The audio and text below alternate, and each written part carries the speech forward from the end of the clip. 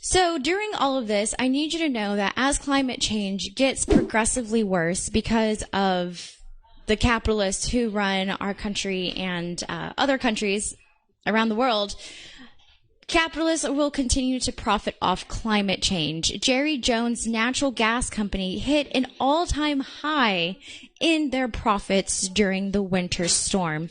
Natural gas is one of the main sources of power for the Texas electrical grid. And because there was such a short supply and such a high demand, they were able to skyrocket prices. So we started to see that reflected in our electricity bills, especially people who weren't on a fixed rate with their electrical provider. So people are wondering what is going to happen with their electricity bill.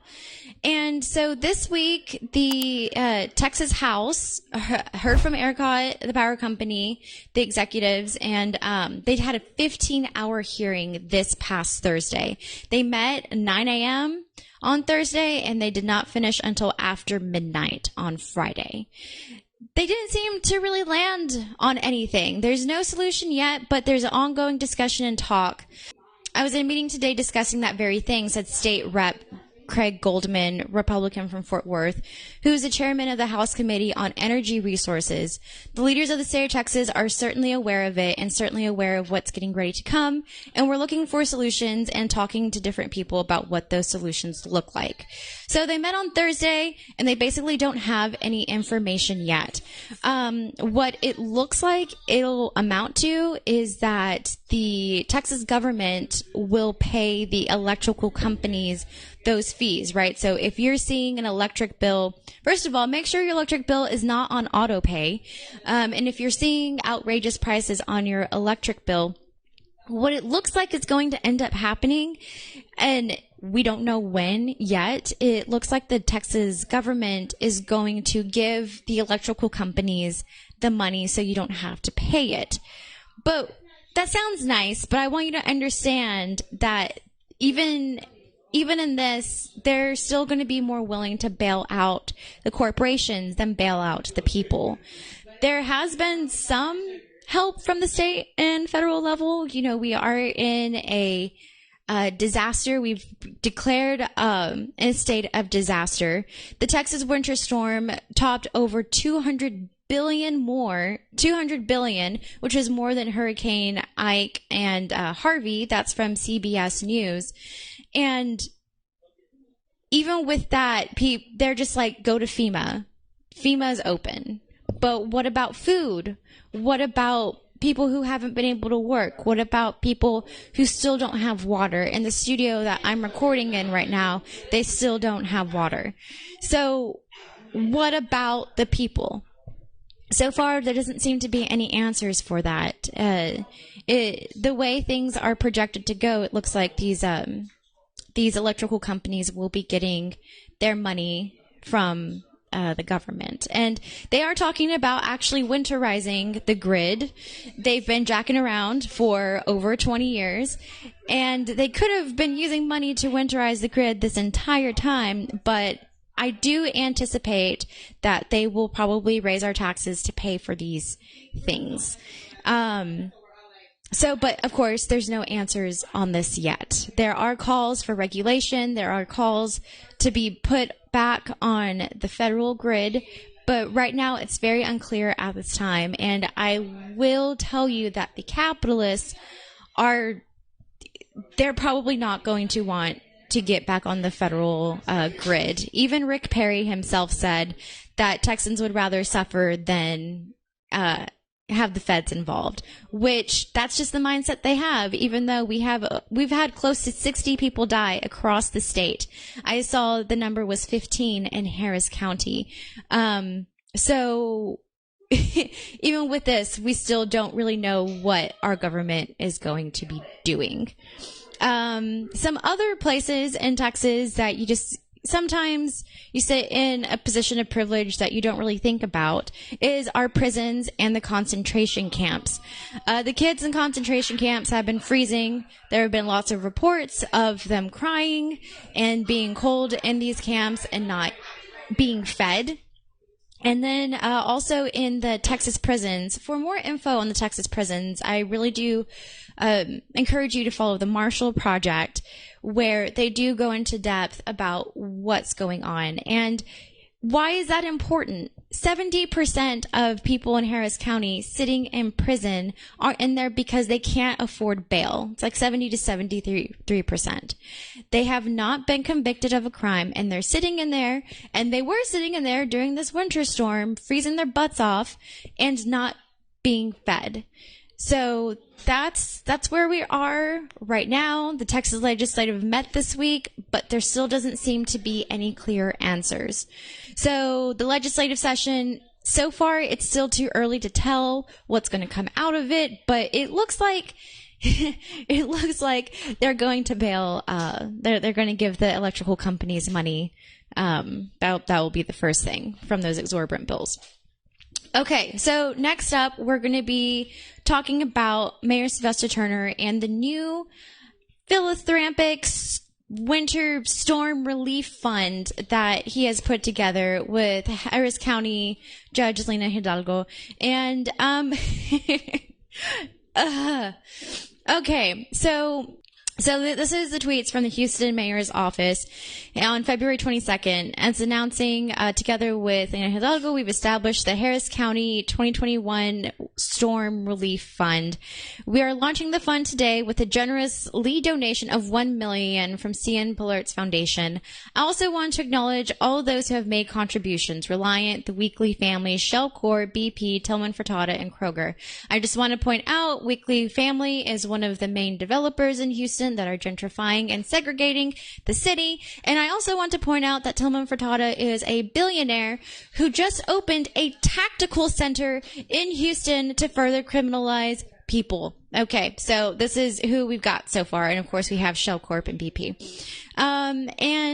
Because of the immense needs around Houston, the fund will focus on meeting unmet needs of families who need additional help to recover, supporting nonprofits who can help with plumbing and home repairs, temporary housing, and other basic needs relief. So they did release a press release that has the complete people who are on this board. Some people I want to point out to you is Camden Property Trust. They are deep in the pockets of Mayor Turner in his campaign finance reports. They're also on the Houston Apartment Association list, where they're members, and they also send money to the Houston Apartment Association PAC, and that PAC also sends money to Mayor Turner and the rest of the city council. And then we have Metro National with Jason Johnson. So if you haven't been following my reporting, last year I reported on a falsified flood map. Metro National owned this property, and before they sold it to Meritage Homes, they falsified a flood map so that they could sell it. And that property is now 5 feet higher than everything else around them. So, and then, we of course have Centerpoint Energy, Houston Astros, Harris County Precinct 4, HEB, Monty Ramirez LLP, Shell Oil Company. The advisory's board's charge is to get money to charitable groups and entities with laser-like focus on home repair and related relief and recovery efforts. So, it all sounds promising. Here's your press release for you to see. I'll link it also in my Facebook video for the replay. If you want to come back, everything will be linked for you. And it all sounds nice and dandy, but I just really want to point out the insincerity of neoliberalism and using Sylvester Turner as a microcosmic example of that. He, in 2011, when he was a legislature, put in bills to winterize the grid and to actually bring our electrical grid up to some sort of federal standards, right? So we would avert this kind of crisis. And of course, his bill didn't get heard. And now we're back at the drawing board. But he's really using this to be like, I told you so. And Democrats and Republicans are doing their usual political theater, where Democrats are pointing the finger at Republicans, and Republicans are to blame. But I just want you to remember that the Democrats are funded by the same people the Republicans are. And it's very clearly very clearly visible in this mayor's philanthropic winter storm fund that he has going on now. The same people who are oppressing us are on this board. That's the bottom line. So I really do hope that people get help from these efforts, and it will actually be people in marginalized communities, senior citizens. I really do hope so, but please just be aware that it's the same people who are already inflicting disasters and oppression on us as it's happening, right? So please don't romanticize them. So we're going to dive into the mutual aid work because, of course, as we, saw, the Texas legislative session still doesn't have any real answers for us. And, Mayor Turner has put together a board of corporate hacks, So we're here. So West Street Recovery has been doing a lot of work in the Houston area. They have a Harvey Survivors Caucus that is still fighting tooth and nail for home repairs from Harvey. Juanita Hall, who I spoke to, interviewed last year and did a report on, still had black mold in her house from Harvey, and it has not been repaired, and the city has not been useful. So West Street Recovery is back at it again with their mutual aid efforts and helping pipes, plumbings. Here's some video of ceiling that had fallen onto some bathtub, and they're out there with the pipes. They've really been doing self-taught plumbing work, really. So I'm going to read this little excerpt to you from West Street Recovery. Hi, it's all been a hectic week. The city, especially Northeast Houston, where we work, is extremely rough shape. Some blocks, such as Laverne Street and Liberty Village, have breaks in every single home. We're receiving many requests for repairs, sadly many more than we have capacity for right now. We want to be clear, we are prioritizing homes of the families and community that we have been working with since Harvey, but we will do our best to connect with others with resources. West Street Recovery continues to say that they have done intake for 63 homes with broken pipes, and their list keeps growing by the day. Of these, approximately half have serious plumbing issues, and about a quarter will need almost their entire systems replaced. Right now, they have a team of 6 plumbers on 30 to 40 open pipe repair projects. They've coordinated mucking for a number of homes with water damage and distributed over $5,000 in cash aid. With Northeast AC and another group, they have served over 500 hot meals for families without water, cooking, and cleaning. So if you're looking for a place to help, if you're in Northeast Houston and you don't have your hands full, you have extra hands to help, please go to West Street Recovery and help them with these homes if you can. If you can't, that's okay. Work within your neighborhood. Community cares right down your street.